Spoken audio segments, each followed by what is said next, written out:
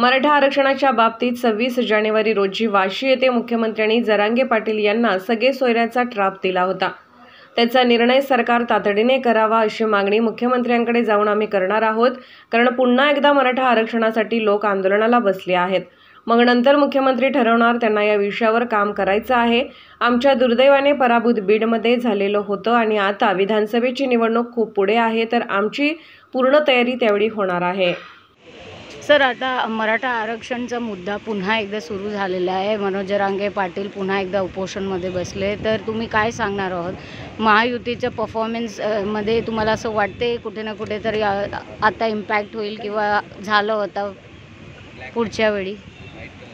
हे पहा, हे दोन विषय वेगळे आहेत। आपण जे एक पहिला मराठा आरक्षणाच्या बाबतीत सगळे सोयरेचा ड्राफ्ट जो 26 जानेवारीला वाशी येथे देण्यात आलेला आहे जरांगे पाटलांना, त्या बाबतीतला निर्णय सरकारने तातडीने करावा अशा प्रकारची मागणी माननीय मुख्यमंत्री महोदयांना आम्ही कालपासून करतोय, प्रयत्न करतोय।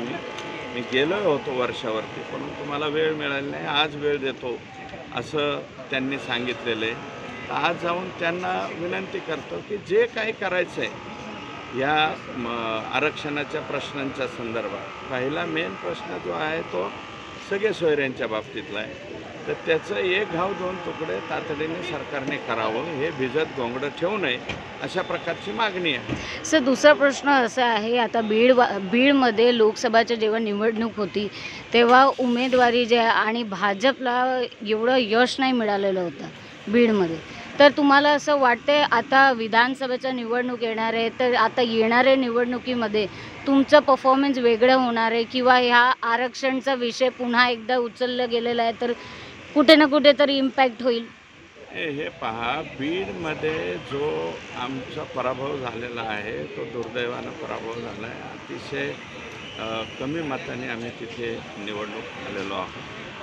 शेवटी पराभवच असतो, विजय असतो। एक मताने झाला काही कमी मताने झाला, तर तो आम्ही मान्य केलेला आहे। आता त्या पराभवाच्या कारणमीमांसा पार्टीच्या फोरमवरती करू, पार्टीच्या फोरमवरती बोलू आणि याच्यातनं पुढे काय मार्ग काढायचा याचा निर्णय आपण करू। राहिलं विधानसभेच्या बाबतीत आपण जे बोलताय, माझं मत आहे की विधानसभा खूप लांब आहे, अजून पुलाखालनं 6 महिने पाणी जायचे। त्याच्या बाबतीत काय निर्णय होतात, काय नाही होतात, कोणत्या पक्षाबरोबर राहतो, कोण नाही राहत, काय होतं, हे सगळ्या गोष्टीचा हे होऊन पुढं निर्णय होईल। परंतु सद्यस्थितीमध्ये जे जाणवतं आहे त्या बाबतीतले निर्णय, जे आरक्षणाच्या बाबतीतला निर्णय असेल, फर्स्ट प्रायोरिटी त्याला द्यावी।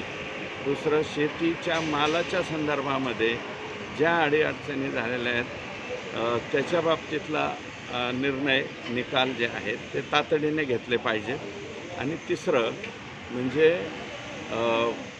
हे जे दलित बांधवांमध्ये, आदिवासींच्यामध्ये आमच्याबद्दलचा गोड गैरसमज पसरवण्यामध्ये समोरच्या बाजूचे लोक सक्सेसफुल झालेले आहेत, तो कसा निघेल आणि त्या घटकांना आम्ही कसं जवळ करू, हा सुद्धा महत्त्वाचा मुद्दा या ठिकाणी राहणार।